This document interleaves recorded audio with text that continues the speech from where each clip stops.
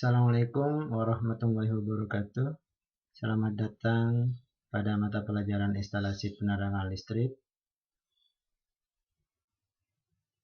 atau biasa kita singkat IPL, di mana materi yang akan kita pelajari kali ini adalah pengukuran tahanan isolasi menggunakan mejer.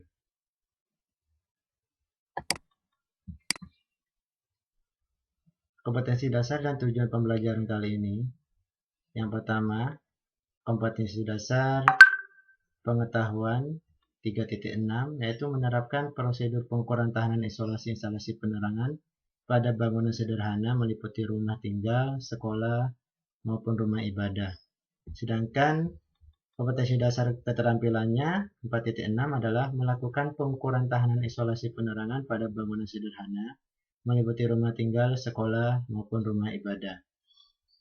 Kemudian tujuan pembelajaran kita kali ini, yang pertama adalah setelah berdiskusi dan menggali informasi, peserta didik dapat menjelaskan konsep tahanan isolasi instalasi penerangan pada bangunan sederhana sesuai dengan buku teks. Kemudian, tujuan pembelajaran yang kedua, setelah berdiskusi dan menggali, peserta didik dapat menjelaskan cara mengukur tahanan isolasi instalasi penerangan pada bangunan sederhana sesuai dengan konsep pengukuran tahanan isolasi. Tujuan pembelajaran untuk keterampilannya yaitu setelah melakukan praktikum, peserta didik telah dapat mengukur tahanan isolasi menggunakan mejer pada instalasi bangunan sederhana sesuai dengan petunjuk penggunaan mejer.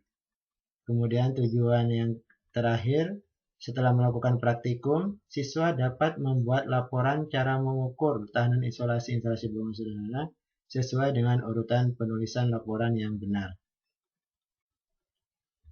Oke, selanjutnya kegiatan belajar kita kali ini yaitu kita mulai dari konsep, kemudian bagaimana alat ukurnya, kemudian bagaimana prosedur pengukuran tahanan isolasi instalasi penerangan menggunakan alat ukur tersebut. Kita mulai dengan konsep tahanan isolasi. Tahanan atau resistansi isolasi dari kabel instalasi listrik merupakan salah satu unsur yang menentukan kualitas instalasi listrik, mengingat fungsi utama isolasi sebagai sarana pengaman instalasi listrik.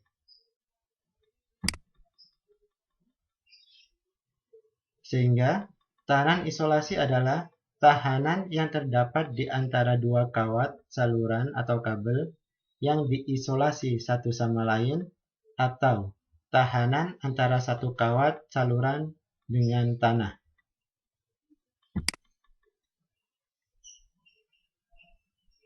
Di mana arus listrik yang mengalir pada penghantar selalu mengalami hambatan dari penghantar itu sendiri. Di mana besarnya hambatan tergantung dari beberapa faktor yang antara lain ditentukan oleh jenis bahan itu sendiri. Jadi antara jenis bahan penghantar yang satu dengan yang lainnya akan menentukan juga besarnya hambatan yang dialami pada saat arus listrik sedang mengalir.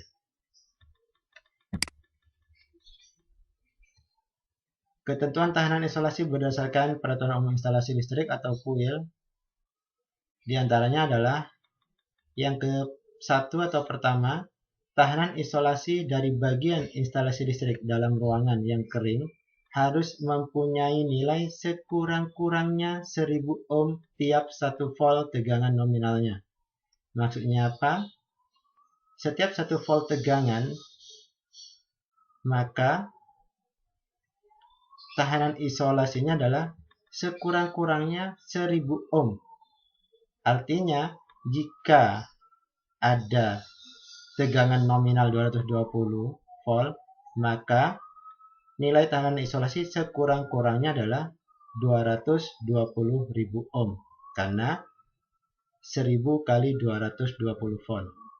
Kemudian, ketentuan tahanan yang kedua, tahanan isolasi dari bagian instalasi listrik yang dalam ruang yang lembab atau basah harus mempunyai nilai sekurang-kurangnya 100 ohm tiap 1 volt tegangan nominal. Jadi, pada keadaan ruang yang lembab atau basah, maka ini akan berkurang minimalnya tahanan isolasinya. Kenapa? Semakin lembab, maka butuh tahanan isolasi yang lebih kuat atau lebih baik. Selanjutnya, alat ukur tahanan isolasi apa? Alat ukur tahanan isolasinya adalah disebut dengan measure, yaitu alat ukur yang digunakan untuk mengukur atau menguji tahanan isolasi suatu kabel adalah measure atau mega ohm. Di mana jenis-jenis measure? Yang pertama adalah measure dengan engkol, di mana sumber tenaga pada measure jenis ini berasal dari generator yang ada pada alat ukur, yang harus digerakkan manual menggunakan tegangan penggerak menggunakan lengan kita. Kemudian jenis measure yang kedua adalah measure elektronik, di mana sumber tenaga pada measure ini berasal dari baterai atau daya baterai. Gambarnya seperti ini. Ini adalah measure engkol. Di sini ada sebuah engkol yang bisa diputar pada saat kita mengoperasikan. Sama juga yang sebelah kanan gambarnya, di sini juga ada engkol. Ada tuas yang bisa kita putar pada saat kita mengoperasikan alat ukur ini. Kemudian measure elektronik seperti ini. Biasanya di sini sudah berbentuk tampilan digital seperti ini.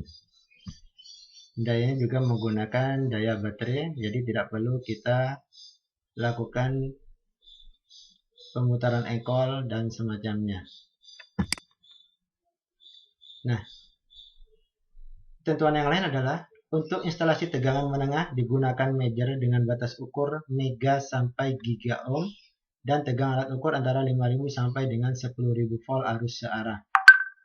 Sedangkan untuk instalasi tegangan rendah di bawah tegangan menengah yaitu digunakan measure dengan batas ukur sampai mega ohm dan tegangan alat ukur antara 500 sampai 1000 volt arus searah. Bagaimana prinsip pengukuran measure?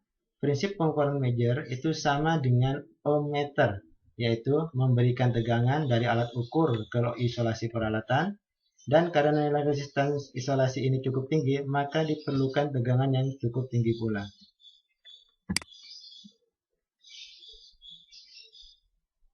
Di sini kita lihat bagaimana bagian-bagian measure elektronik secara umum. Yang pertama, ini ada function selector switch atau fungsi pemilihan switch atau rentang sebagai pemilih fungsi pengukuran tegangan AC atau DC mega ohm.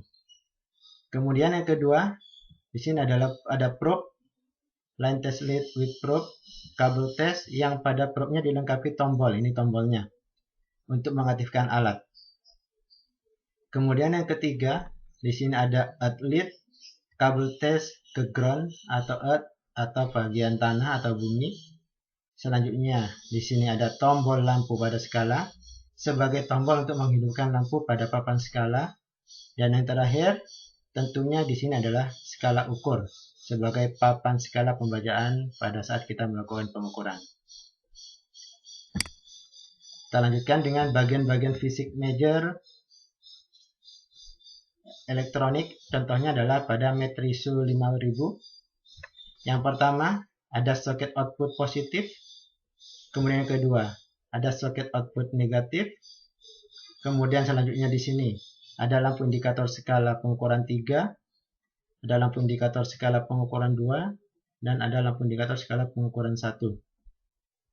Kemudian ada selektor skala pengukuran 1, 2, 3 tadi ditunjukkan dengan lampu indikator yang menyala nanti pada saat dioperasikan.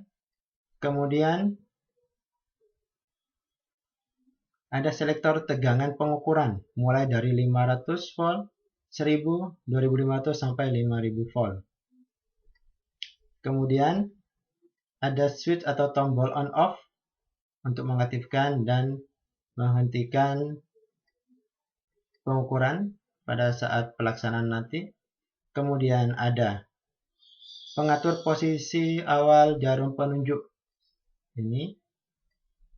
Kemudian yang terakhir ada pengatur posisi jarum atau zero kalibrasi pada tes hubung singkat. Ini adalah bagian-bagian fisik major pada merek Metriso 5000. Bagaimana dengan bagian fisik major ankle? Yaitu yang pertama ada skala ukur, papan pembaca skala pengukuran. Kemudian yang kedua di sini ada skala selektor switch atau skala ukur pemilih skala petunjuk atau jangkauan. Kemudian yang ketiga ada ankle untuk mengaktifkan generator atau sebagai pembangkit sumber tegangan alat ukur. Yang langkah mengaktifkannya adalah menggunakan putaran tangan kita. Kemudian yang keempat ada ring selector switch, saklar pemilih tegangan keluaran, dan yang kelima ada load terminal untuk kabel-kabel pengujian atau pengukuran. Ini adalah bagian fisik major ankle. Nah, setelah kita melalui dan mengetahui bagian-bagian dari alat ukur itu sendiri, selanjutnya bagaimana sih prosedur pengukuran tahanan isolasi? Prosedur pengukuran tahanan isolasi antara lain ada hal-hal yang perlu diperhatikan, yaitu sebelum melaksanakan pengukuran adalah alat yang diukur harus bebas tegangan AC atau DC atau tegangan induksi, karena tegangan tersebut akan mempengaruhi hasil pengukuran. Prosedur pengukurannya adalah sebagai berikut. Ini adalah contoh untuk jenis major Metriso 5000. Yang pertama, cek baterai apakah dalam kondisi baik. Kemudian yang kedua, mechanical zero check pada kondisi major off. Jarum penunjuk harus tepat berimpit dengan garis skala. Bila tidak tepat, atur pointer zero pada alat ukur ini.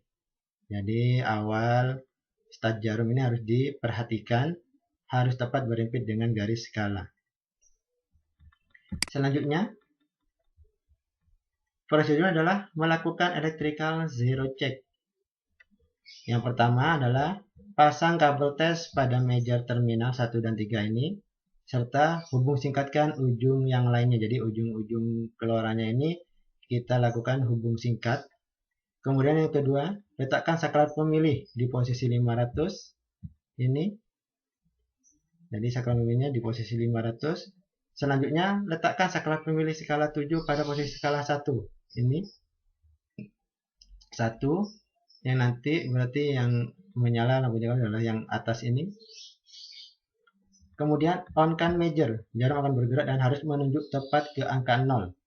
Jadi on-kan major ini, bila tidak tepat menunjuk pada angka 0, maka lakukan pengaturan pointer pada posisi 11. Pada posisi 11 ini. Setelah itu off-kan major dan ulangi poin pengecekan electrical zero ini kembali. Kalau sudah, pasang kabel tes ke peralatan yang akan diukur. Kemudian pilih tegangan ukur melalui skala 8 ini sesuai tegangan kerja alat yang diukur. Kalau alat kerjanya adalah 1000, maka kita tempatkan pada tegangan 1000. Kalau 2200 maka tetap pada 1000, tapi kalau 5400 baru 5000. Itu adalah, jadi kita mengambil batas terbawahnya.